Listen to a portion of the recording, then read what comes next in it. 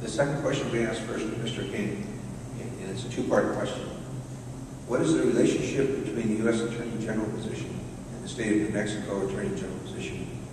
How should the two offices work together to provide the most effective law enforcement? Well, and this is something that I'm really proud of, and I think that my opponent sort of misstated at least the direction of my comments. When I became the Attorney General, I came in right on the tail of a problem where we had corruption in the State Treasurer's Office, and the U.S. Attorney's Office had brought federal charges, and then my predecessor brought state charges, and that caused the witnesses in the federal case to stop testifying.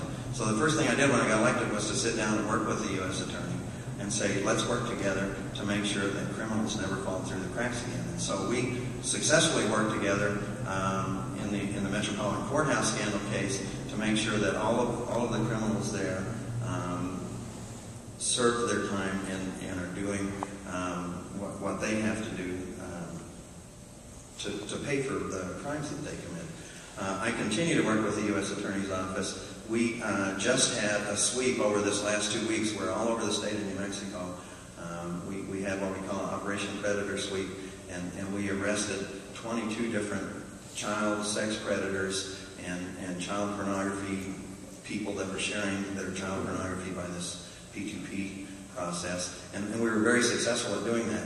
And I don't really worry about who gets the credit. I think you can get a lot done. This is what my dad taught me. If you don't care who gets the credit for it, we've been working very well together and we'll continue to work together.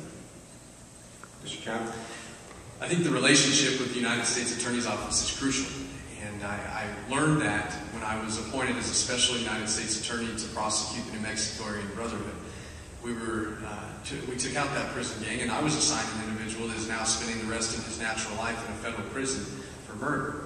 So the relationship is important, but New Mexicans deserve an Attorney General that is active, an Attorney General that is handling the cases and taking the lead on the cases, because no one should care about New Mexico's citizens more than New Mexico's Attorney General and the state's chief law officer. We can talk to individuals, for example, Greg Farrat, who prosecuted Manny Aragon. And Manny Aragon, who stole $4 million from you and I, is sitting in a federal prison right now.